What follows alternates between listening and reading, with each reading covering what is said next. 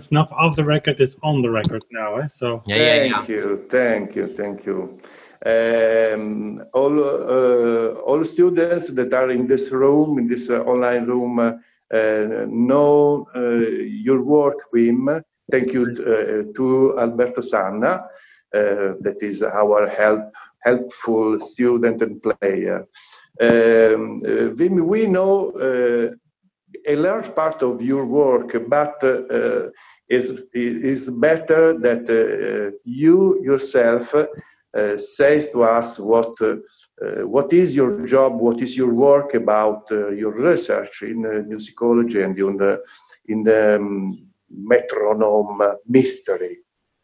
Yeah, that's well said. It's a mystery. Well, to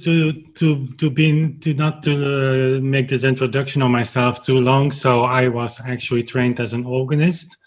First, I started when I was 11, 12 years. Then I was about to go to Amsterdam to enroll in conservatory there, and there I started also piano, which I already was playing. So I did 2 bachelors and 2 masters, you could say. And already in Amsterdam, it was for me clear that there was kind of, how would I say, there was something not right. What I was doing in the piano class didn't match the things that I was doing in organ class. And especially on tempo. For instance, if I played a Mozart sonata in the morning in the piano class, I was suddenly realizing, but listen, this allegro movement in 3/4 makes such a difference in tempo with this allegro movement in 3/4 of the Bach trio sonata. And so my teacher back then, Jacques van Nootmissen, who passed away sadly in 2015, but he was researching a lot in tempi of the Baroque movement period. And so he kind of introduced me, he triggered my mind, so to say, to look further into this. And of course, when you're young, you want to change the world. Actually, I still want to change the world, but you should never get rid of that feeling. It's a great feeling. It drives you. You're a little too old for that right now. Yeah. I don't feel that old. Wim, I pray you to talk slowly, please, because the devices are not the best for us. And please talk slowly. Okay, great.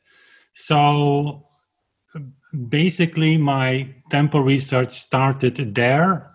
Maybe I should set my microphone here, it might be better. So, which in that time gave me always also a little bit of problems, quote unquote, in the piano class. Because, I was in Amsterdam University or Conservatory, and I was a little naive in the assumption that when a student has questions, he should go to his teacher and just ask for an explanation. Excuse me, Wim. In which years you studied at Amsterdam? That is like some centuries ago. That's what. But that's in the previous century, actually. And I started in 1990 and I finished my studies in 1998. And so basically what I did was just behave a little bit better in the piano class. I changed from teacher and, then I left conservatory and my life developed a little bit in a strange way, in a way that I was enrolled in what we call here organ restoration. So my job is actually partly as an... I'm organist too, so I like that you are an organist. So basically I develop plans for restorations of organs and do historical research for those. And alongside with that, I came in contact with the clavichord in 2009. Which was basically based upon it became because of a project in which I met Joris Potvliegen. And the clavichord connected actually all of that for me, because the clavichord is unique in a way that it gives you the opportunity to play more or less correct. I mean, as an instrument, music from Bach to Beethoven. And for the first time in my life, I was able to connect those two worlds that, of course, in that time were connected. We disconnected that today. You have early music till Bach, and from 1750, the entire world changes and nothing. Okay. And so then, of course, came my old wish back to play Mozart and Beethoven on the fortepiano. So that was, in fact, a long life plan of me. And finally, in 2019, you could say after 25 years of working and dreaming for that, that piano came. And along with that piano, someone knocked on my door to do all the Beethoven piano. And one important... That was the end for you. Yeah, there it changed. Then I started to feel old. Yeah. One important thing, and then I stopped talking about myself, is that in 2009 also, same year, I was invited to a tempo symposium in Germany, organized by Wolfgang Weller. You might know him. We do some co-publications of his recordings on my channel. And there was also Lorenz Gadiant, who just finished his book. It should be somewhere here. Takt und Pendelschlag, this one. Okay. Okay. Yes, I know this. We became very good friends. He is a priest, and every year he came spend some part of his holiday here. We played some music. And for me, this was one of the biggest lessons of my tempo life, so to say. We had always, every year, this 15 minutes discussion on the slow movements. And I said, Lorenz, that doesn't work. I mean, come on, that's too slow, it doesn't work. And then suddenly, 7 years after meeting this guy, I mean, that's how stupid people can be, including myself. I suddenly realized while playing a Mozart sonata that I played completely in whole beat slow movement. I said, oh my God, if this is true, then... And so in which language? Oh, mein Gott. That was in a kind of abstract language that I cannot pronounce. Okay. But everything came together there. Lorenz visited us again in January. That was exactly the time where we made that ping pong video, you know, where I have the ping pong bat at the beginning. And for me, everything came together. I was saying to myself, listen, if I am going to play Beethoven on that fortepiano, I should be honest with what I'm doing and not just doing something in between and leave aside the things that I cannot explain. I should go all the way down to the bottom. And basically, since that day, Lorenz and I are working very, very closely together to writing the new book that will be published hopefully this year or beginning of next year. And so, yeah, that's in a nutshell. Yeah. Okay. Angela, vuoi dire qualcosa? Ho sentito qualcuno? No, thanks. Sono ringraziato.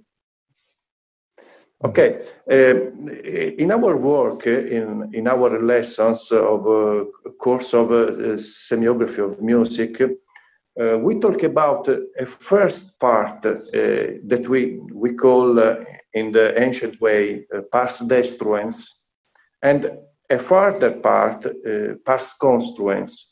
In the first part, we try to destroy all the things that common sense, common places can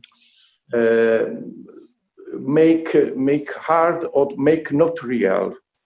So your work is for us very, very important because a lot of common places are stereotypes, as you like, are completely destroyed. The first is that after Toscanini, Beethoven's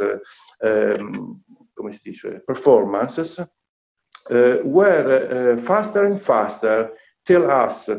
And so a lot of musicians, a lot of players are more interested in speed than in music. So I think that your work, your research can reconduct us to a real way of music, of think the music. The meaning of the music is, I think, in my humble opinion, in this spirit that is without speed. The speed is another factor that we cannot touch in Beethoven's or Mozart music. I hope that I'm being clear. Yeah. The thing about tempi and about intentions of composers, and I'm pretty strict to myself. If we would have 1 million recordings of a certain piece of Beethoven, I'm even not a million. Let's say we have a few hundreds, but one of those recordings would be Beethoven's recording. Which one would we choose? If you put it this black and white, everybody would say, of course, that of Beethoven. But if you then go to the musical performance practice of today, what efforts are being undertaken to really reconstruct what that recording would sound like? And so for me, there has always been this, this idea that the first performance of that piece, if it were written by Mozart, Haydn, Beethoven, Chopin, doesn't matter, that was inside their heads, must have been the most beautiful performance of that piece ever. And we will never, ever be able to know how that music sounded in their heads, but we can at least try to reconstruct. The thing is that much of that music has been written in a time where the focus was not anymore on the music itself, but on the performer. And without knowing, even with an early music movement of 50 years old, still the focus is on the performer and not on the music enough. And that explains the wish of the performer to shine in a technical way. We already have those excerpts early 19th century. There is a quote that I will bring soon on the channel by Franz Liszt, who said to the person who was making his painting, listen, there are 3 ways to perform. First is to reconstruct the intention of the composer. Second one is do the same, but adapt that a little bit to the new instruments we have. And the third way is to play like a charlatan, as I always need to do for audience, which he hated. Okay. So even Franz Liszt was not able to escape the demands of the audience for a charlatan. And I'm not saying that all musicians today are charlatans, are the words of Liszt. What he meant was, not really, the audience is not really there for the music of the composer. They just want us to play fast and do acrobatic things. The final point I make on this is that people started to do that really early in the 19th century, but not with technical exercises anymore, but with the music that was written not to serve that purpose. And that was the reason why also Beethoven and other older generation musicians started to really freak out. That was actually left to the etudes, to the I would say to the acrobatic music that was written for that book. But they started to play the Appassionata real fast. They started to play all the other pieces real fast. And that tradition is actually the only tradition that really survived. And the irony of all is that in order to prevent this to happen, composers were happy with the metronome. Because now finally they could give speed indications that are not up for debate. But this increase of tempi went so far that suddenly it seemed as if the metronome numbers were meant to be just a little faster, whereas the metronome numbers were meant to be here, and we tried to go here. And that's actually that's everything. Yes, I think that is also a paradox. that in our psyche, Yeah, mind. We can reproduce, we can play something that we had already in our mind. So if we have listened a lot of music at speed, at a fast speed, we maybe can reproduce that kind of speed because it's already in our mind, I think. That's an excellent question, but I doubt that's the case.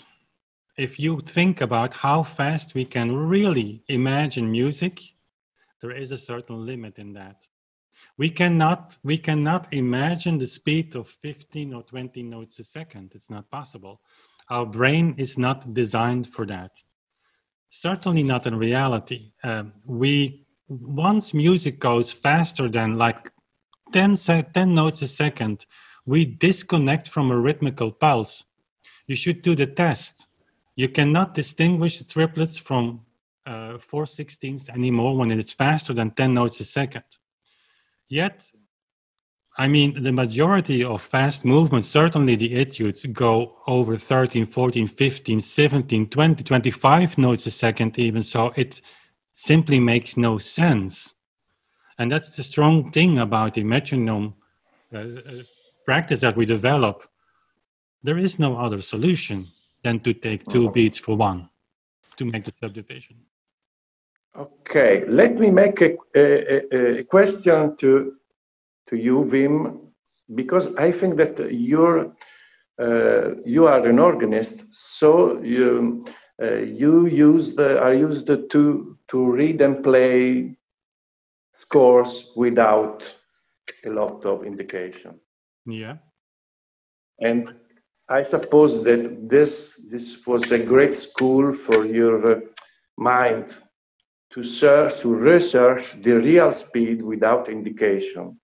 And so you transfer, I suppose, Wim, I just think that it's so, but I don't know, that when you play Haydn, Beethoven, Mozart, with a lot of indication about the andamento, dynamic, and so on. So you already as a school to fight in this kind of scores.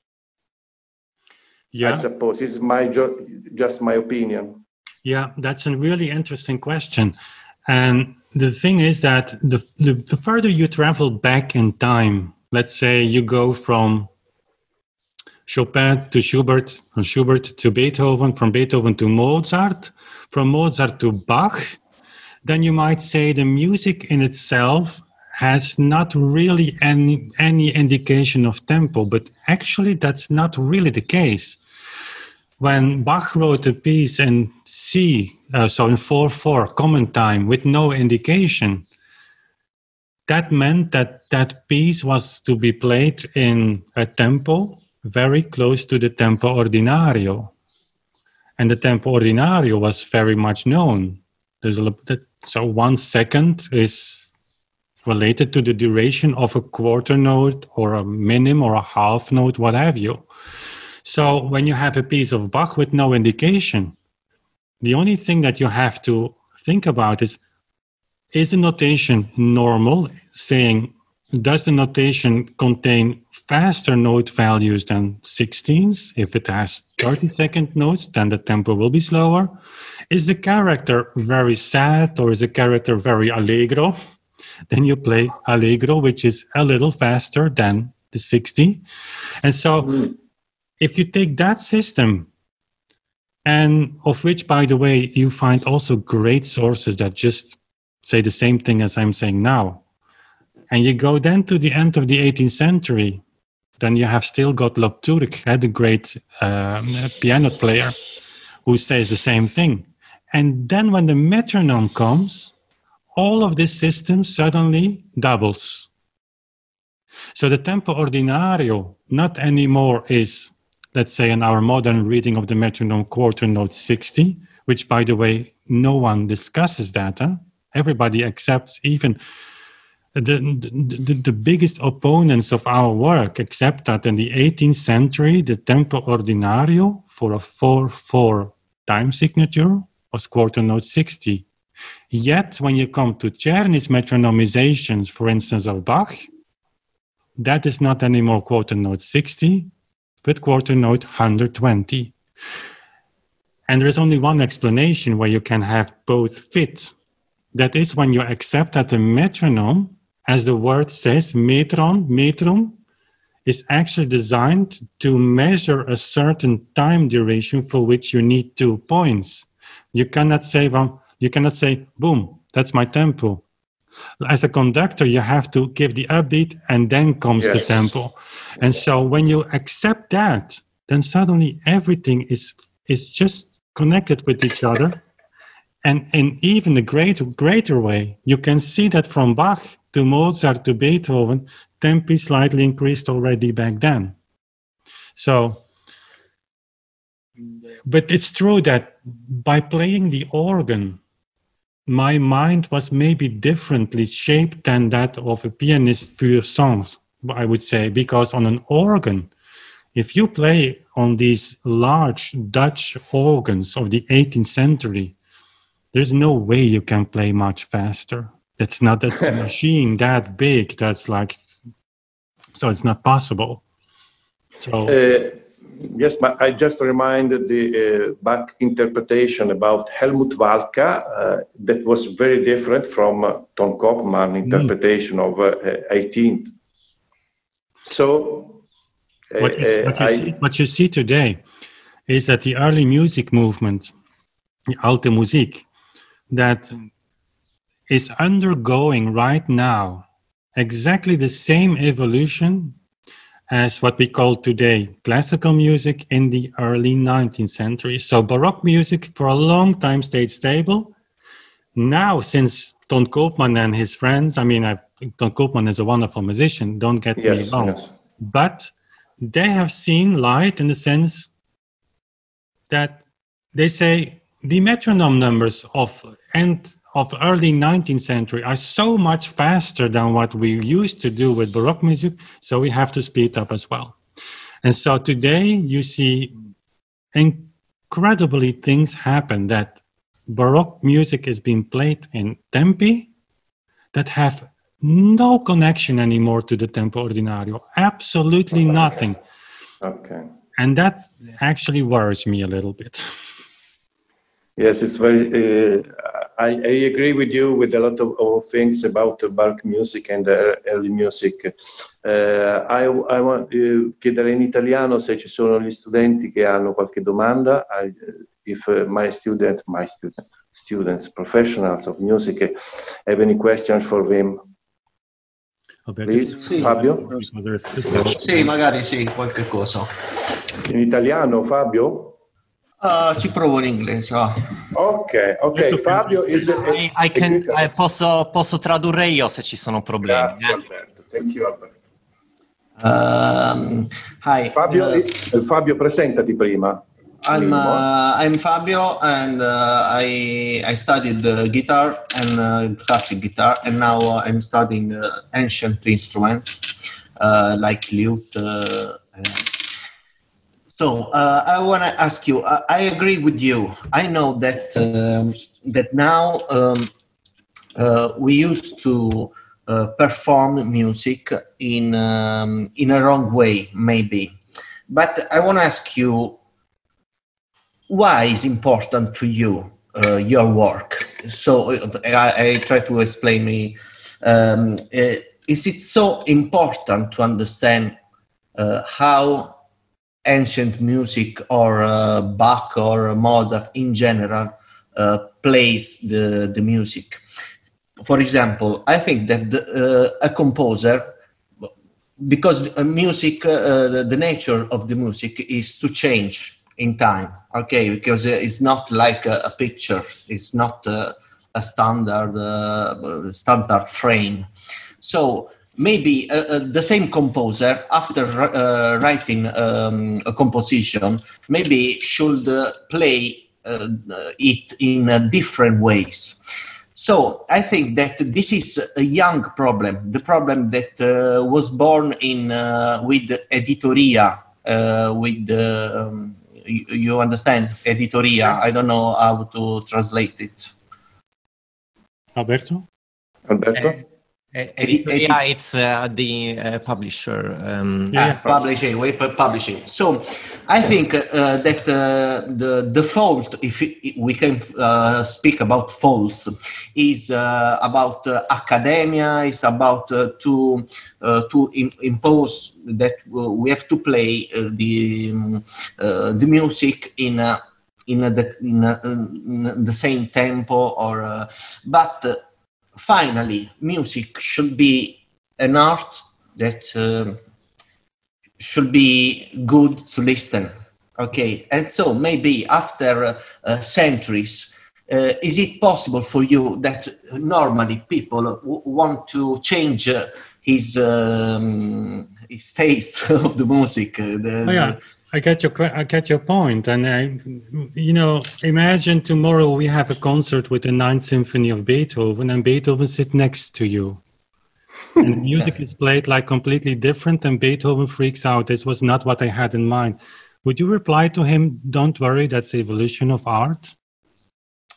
No, I don't think so. So when we this is this great mind who gave this music to this world, who was, I think, one of the composers who really meticulously knew what he was willing. I mean, we're talking about the greatest minds of this planet. So they had exactly in mind what they wanted. Now, today, everybody is free to do whatever he wants.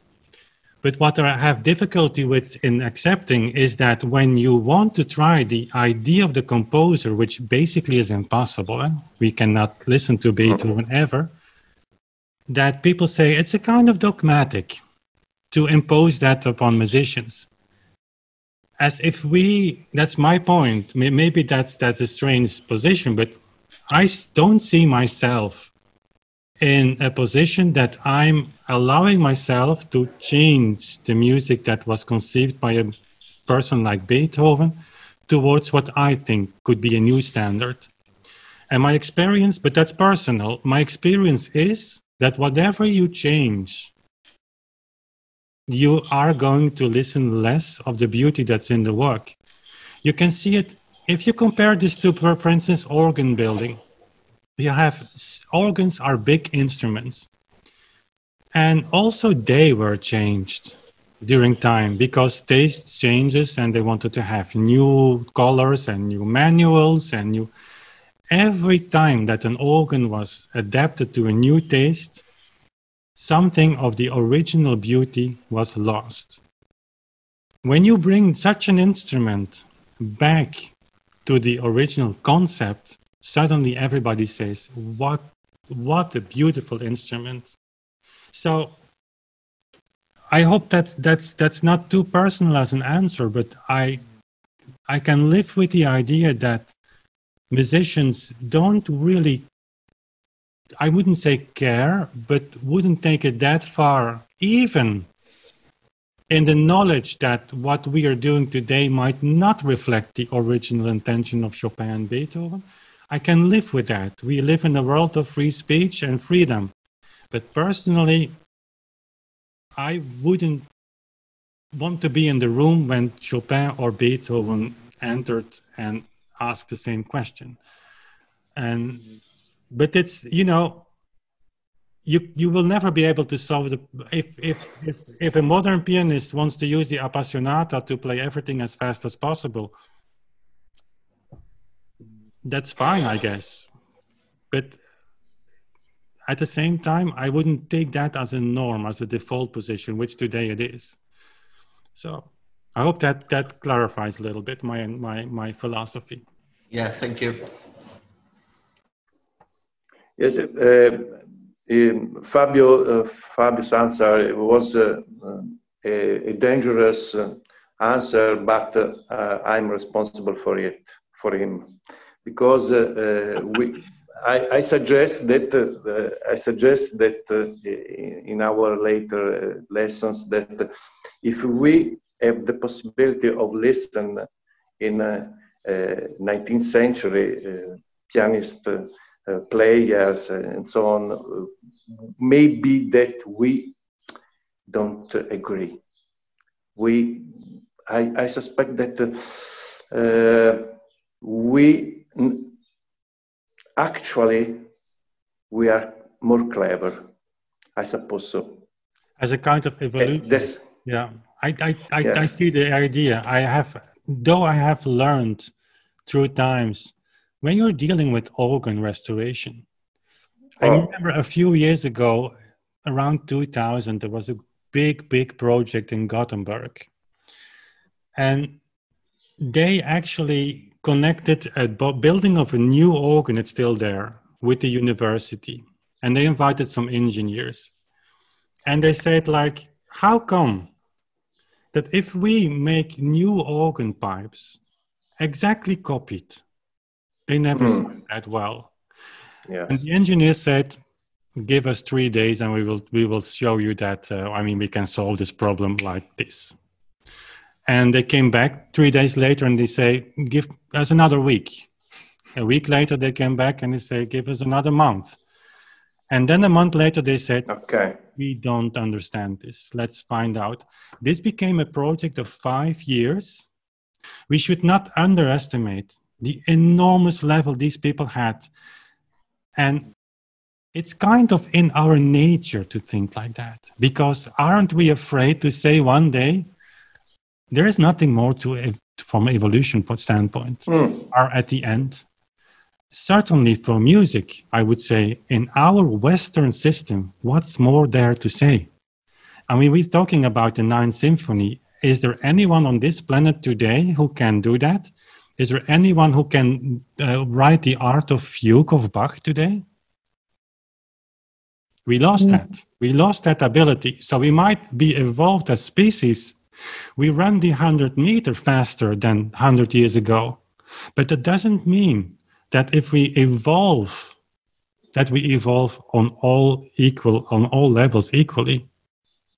And it's to me sometimes, I mean, how can you understand that in that time, Beethoven, Schubert, Mozart, Haydn, later Chopin, Brahms, where do we see today this power of creation in music? I don't see it. Yet we play that music constantly. Maybe the idea of progress ad infinitum is not correct. Maybe that something at a certain point stop. Yeah. But in our Occidental, Western way of mind is not possible. Quality becomes quantity. So became not better, but larger. Exactly. And that's tying into what we are talking about, because we as a species, as a human species, we have never looked back into our history. We might have studied history. And since 50 years, for the first time, we look back and say, how were these people doing that? And can we learn from them? That is completely new. And you see that in music, people struggle with the idea. Like, do we really want to go back? Is there not something of an evolution? Haven't we made the music better? This is something that doesn't fit in our mind yet. If I sit at the table of a restoration of an organ, let's say in the context of a church restoration, I'm advocating always to make a full reconstruction of the organ and hopefully also of the church. But you know what? I am the only one at the table that advocates for that. All the architects, all the civil servants, the whole government administration, they say, yeah, but that part of the church is away anyway, so let's make it new. And they make something new out of plexiglass or I don't know. And then, you know what then happened? The ordinary people come to visit the opening of the church and they say, who has thought about that ugly door there in plexiglass? Okay. And there you have the studied people who said, yeah, they had like, they became like totally red. And they say, yeah, but that's a super sophisticated design. We have to accept sometimes that if we want to preserve things, that we have to put them into the context of their time. And then they become much, much more enjoyable. That's at least what. Okay. Just an answer, Vin, for you. Have you never played an Italian organ, Nacchini or Calido? I've played some Italian organs, but unfortunately not in Italy. So I would love to. The Italian organs are known for their cantabile, like their very low wind pressure. I'm surprised. Yeah, I mean, I'm not surprised. Yeah. A sweetness that you can just imagine. It's very, very sweet. It is just as a side note, it's remarkable how every region in Europe has its own style of organ and how much it reflects kind of the soul of the people. I can promise you that if you listen for the first time a Nacchini or a Calido, just a chord, Do, Mi, Sol, you sweep. Yeah. I promise. Yeah. Ok, c'era la domanda di Veronica. Veronica? Yeah, it's... Are you here? Okay. The translation, Alberto has a translation? Yeah, so era la domanda sul concerto di Haydn, giusto? Okay. Sì, grazie. So it was the question on Haydn. Do you still remember everything? Sure. Yeah. The first question I have to you, the metronome number for the Haydn concerti was Czerny's, because it's really interesting to know. No, it was just the andamento that is written in the original part. You don't know who gave the metronome mark? No. Okay. That's very important to know, because if modern editions are metronome numbers today, most of the times they will not add any new metronome numbers, but sometimes in the 19th century we have really interesting stuff there. So it really interests me. Now, to answer your question, to start with the last part of your question, how come that pianists sometimes play faster compared to the metronome numbers and cello players? It's just where the focus is. Pianists are trained to play as fast as possible, and it's like a sport to reach those metronome numbers, though they will not say that. Because if you ask them, they say, no, those metronome numbers, they are just there for nothing. But if then on the other side, I will say, yeah, but we play so fast because of the same metronome numbers that that's just rejected. But for music that it's not in this arena of sports, I would say, people oftentimes play still very close to what we call whole beat. And it's amazing how few people realize that, for instance, there are many Chopin nocturnes that we still play exactly half of the metronomic value. So, yeah, that's actually the only thing I can say about why it's such a difference. But I can promise you that if you would go to an early music department and give that metronome number, the only response will be like, okay, then we have to speed this music up, which is a pity. Yeah. I hope this clarifies a little bit what you were asking. Yeah. Thank you. Welcome. Okay. Wim, are you a composer too? No. Have you never composed nothing? Absolutely not. I don't believe in adding value of my compositions. So probably a good improvisator. Beethoven is hard to become a composer for me. Yeah. Okay. There is a good work in musicology. Progetto Beethoven is said, and his research is to see how in the 19th century improvisation was more important than performance. So music that was written was not so important that in the way that we mean. And well, that's an interesting point. If you go to Bach's time, Bach wrote only the Soli Dei Gloriam, for the honor of God. Mozart started to, actually, Immanuel Bach started to see the possibility, and in fact also J.S.Bach, to see the possibility of publication. That was a thing that started in the second half of the 18th century. Oh, yes. And so by publicizing works, they became available to more people. Mozart still was playing his own works. It was very strange in those days to play music of someone else. A composer, performer were one. Beethoven's time, this changes. Suddenly, you have in the Age of Enlightenment, the nobility that comes down, the bourgeoisie comes up. So you have conservatories all over Europe, suddenly, with teachers that are teaching people to become a performer. And suddenly you have a whole generation of musicians that are not composers anymore and started to play old music. And so there you have the first concerts with music not written by the performers is early 19th century. So it's a very interesting evolution, actually. And it's completely connected to our tempo research. Ok.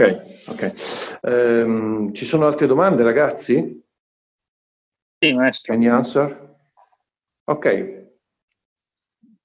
I'm Corrado.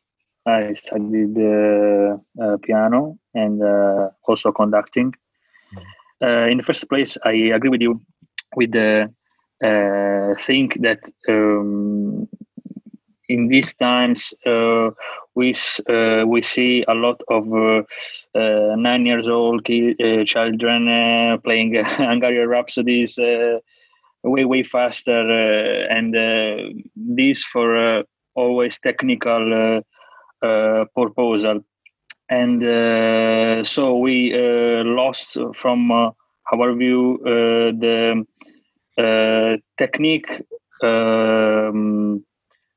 serving the music. So I really agree with you. The question is that in your opinion, the metronomical indication at the beginning of the piece is meant for the composers for just starting proposals, or they are also interpretation as well? In what sense? So that the final tempo is meant also for the interpretation of the music. That's an interesting question. I can say two things about that. Composers in the 19th century who gave metronome marks were extremely serious about this. Mm-hmm.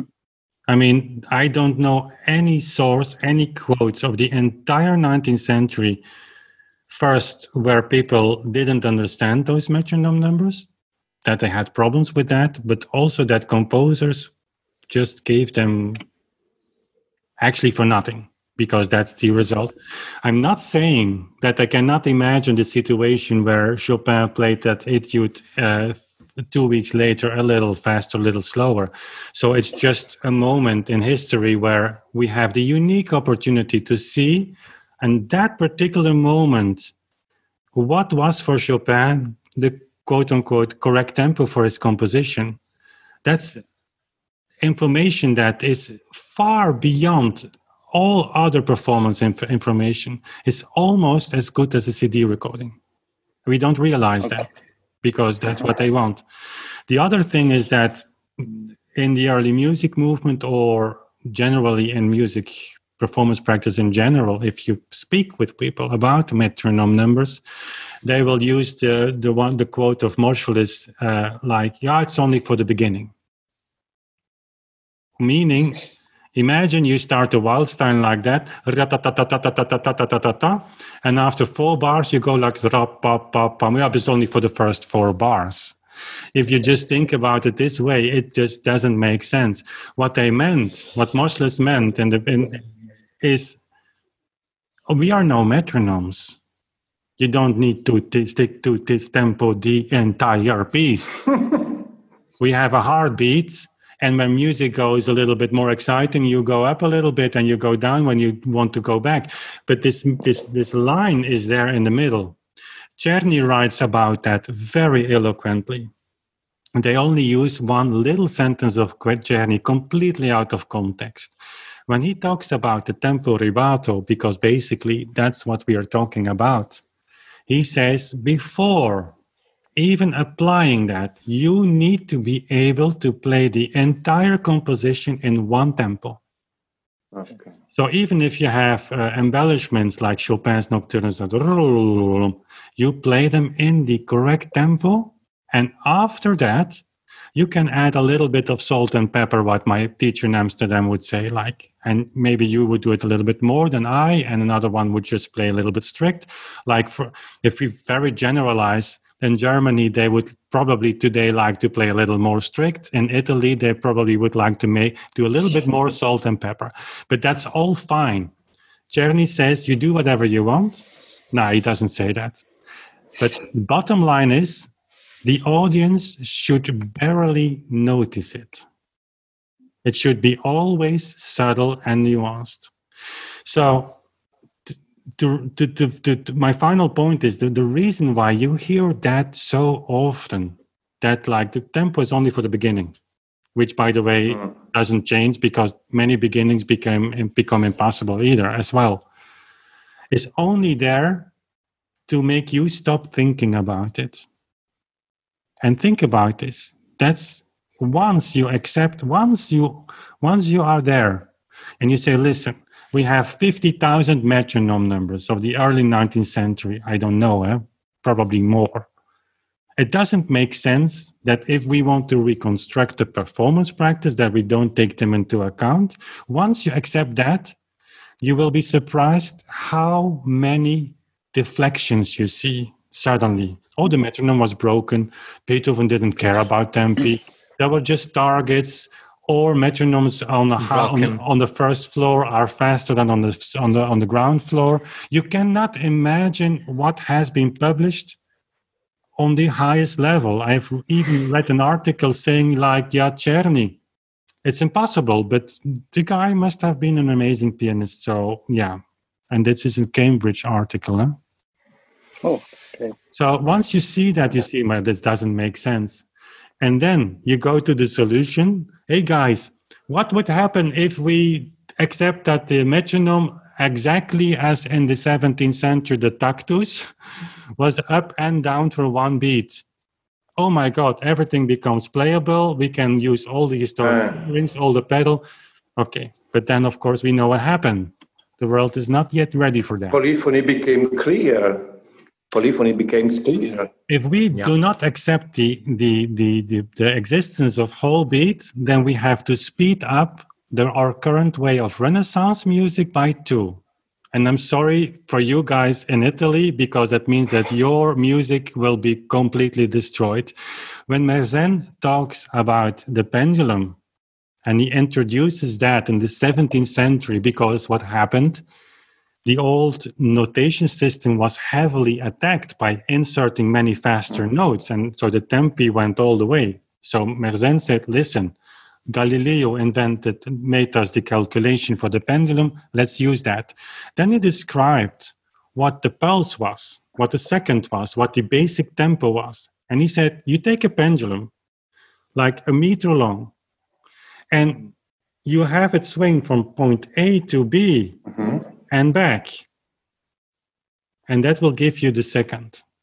But that's not correct, because that are 2 seconds.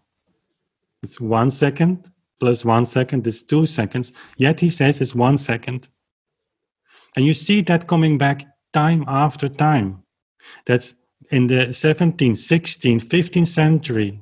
The description of beat, of Schlag in German, is up and down. It's one beat. One semibreve is the whole note. It's one Schlag. But if that's not a whole beat Schlag, so up and down together as a unity, then we are singing Renaissance music half too slow. So it's exactly the same thing. It's exactly the same thing. Also, the metronome. Sometimes people say, yeah, but that has nothing to do with the pendulum anymore. It's exactly the same. People don't realize that the pendulum has been ongoing until late 19th century. The metronome was described as a pendulum. Just a pendulum with a spring. That's it. So I hope I answered your question, Corrado. Yes, very clear. Thank you, Wim. I can say that in a warm country as Italy is, we love slow music. I have an example here, I guess. We don't like speed, exceed the speed. No. We like slow music. Okay, just one thing. Another thing, I know that you at 19 has a good a work on your channel, I suppose. Alberto? I'm sorry, say it again. Avete un lavoro alle 19? So we have every Monday at 7:30 p.m. we publish a new work played according to the whole beat theory. And the purpose of all of this, it's, we can talk about this and there's a lot of talking, but we are showing to the world what the implication of this theory actually are. Because on one hand, we have the musicologist world that says, these metronomes are meant to be read as we still do today. And those people back in the days played faster, but they were meant as precise speed indication. Yet, nobody demonstrates that. We are combining the theoretical part with a practical part, and we demonstrated that not only that these metronomes are playable, but the musically that makes sense. Okay. And then we show that with the symphony, the Hammerklavier for the first time after 1 century, the mysterious metronome that it's apparently unplayable has been. There's a recording there, We are just waiting. On fire, huh? Yeah. You see so we are just waiting to read your book, Wim. We're working really hard on that as soon as possible. Yeah. Okay. So, we will buy it. Oh, that's great. Yeah. Actually, we will have a very special launch. So we're still in the midst of writing, although the biggest chapters are almost finished. And so we will launch it in self-publication, but we will have a private group that I will organize with readers, to just prepare for the launch, so that the day that the book is launched, we have a group of people who are going to support that. And so, that will be necessary. It will be very, very, very exciting to do. It's a project on its own. Okay. Yeah. Okay. Any questions for our students? Okay. Yes, I have just one question. Fabio. I agree with everything you have said, and I just want to know if the academic world, how's the response of the academic world of what you are doing, the great job you are doing? Well, that's the answer is by looking at the screen. It's the thing is, but I get your question. I don't want to get to be ironical here, but the thing is that imagine you are a musicologist in a university and you think about this. Are you going to publish the first book about this, knowing that it will destroy the entire musical world as we know it today? Because that's what will happen. That's why I asked this question. Yeah, and I can. So destroy is not the correct word. It will change it forever. On Wednesday, you will see an interview published that I gave with what I would say mainstream pianist, a great pianist, who reached out to me and say, "Can we have an interview? And can I ask everything?" So we had a 3-hour long conversation, which will be published in 2 parts. But there was, on a certain moment, the interesting thing that he said, we have the responsibility as musicians to at least want to know. And then we do whatever we want. And I said, yes. But can you imagine the situation in which you would say, okay, this whole beat concept for that music is historically correct. And the next day, go sit down at your piano and practice the pathétique in the other way, knowing that you are disconnecting the music from Beethoven's mind. It's possible, but it's difficult. And that's the reason why we will have to bring this idea a little longer, I think.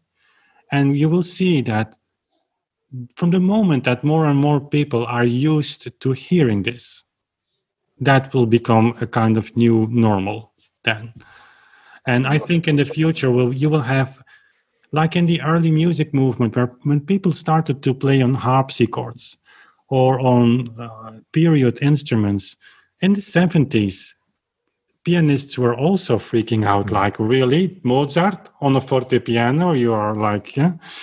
But now today, both exist next to each other in peace. And so in the future, I can imagine that you have an additional little island of philosophy of performance where people say, okay, now you can go to Valentina Lisitsa's Moonlight, or you can go to that of Wim Winters, or you can go to that of John Elliott Gardner. And okay, what's wrong with that? So it will need a little more time, but I can tell you, behind the scenes, we have contact with quite a lot of people, just not yet on the front end of our YouTube channel. So yeah. Okay. Questions? Any questions, ragazzi? Nicola? No. Okay, just last... Prego, prego. Se vuole ne faccio un'altra. As you like. You said it before that heartbeat is like a metronome. So I read also stochasm music, like Klavierstück, and in the first part, he gives us the metronome at 60. That is the second. But then later he goes on 160. That is more than the double of the second. So you think that the human being can reach that that point of the metronome in a perfect way, or there will be always an imperfection? I don't know how to explain myself. Yeah, of course, the idea of the heartbeat is left behind from the moment that music became more and more complex. That's the reason why the metronome was like celebrated, because the notation, we talked earlier on Bach and how relatively simple it is to get your tempo, kind of tempo from the notation. This became more and more difficult. Hence the sometimes very long Italian tempo words like allegro ma non troppo quasi andante blah blah blah blah blah. So it became impossible, this individuality of expression. And the heartbeat, of course, is connected to the simple system. Like this is giving you the basic pulse. Basically, in the Renaissance music, it's a little bit black and white, but basically you had one tactus, one tempo, and all the rest, all the different tempi were given in proportions, which still are partly our time signatures of today. But this became so complex, of course, this was not sustainable. So, and one thing about the heartbeat, you all should know, the heartbeat is one of the most misconceived concepts today. If we read Quantz, the German flutist who talks about the heartbeat, people say, yeah, that's heartbeat, that's one beat. But even the heartbeat in those days, until deep in the 19th century, was considered to be twofold. People thought the systole was one beat of the heart pumping the blood in this direction, and the systole was the blood going back the other direction. So they compare that with the ebb and flow of the sea. So 1, 2, it's in all the systems. So suddenly quants becomes also a whole beat 3 times. So yeah, the heartbeat is super, super interesting, and it's one of the key elements of the new book that will change everything. Thank you. Wim, we want to let you free for your next work at 19 or so over, and we promise that your book will be important part of our course in next year, and so I'm sure that we will meet you as soon as possible if you are available to meet us on this platform, this Zoom. We promise to learn to play English better than today, and so thank you for all the time you spent with us. Thank you. It is a pleasure for me to talk to you. The reason that I put so much work in bringing this on YouTube is because, of course, I want this to be a change in many people's lives. And so whenever I can contribute to your understanding of this concept, or just, hang out with each other and talk about this, I'm here for you. And if you have questions, you can always drop me an email. On the website, Alberto. Thank you. You can just give my number for whoever has other question, and I take care of it. Thank you, Alberto, too. Thank you. Okay. So we hope to meet you too next as soon as possible next month, if you want. If you came in Italy, come in Apulia. That is a good country, and so we will contact you next weeks for another meet with you. That's great. Okay. Thank you so much. Thank you, guys. Thank you. Thank you. Ciao. Thank you. Bye. Thank you. Bye. Bye. Bye.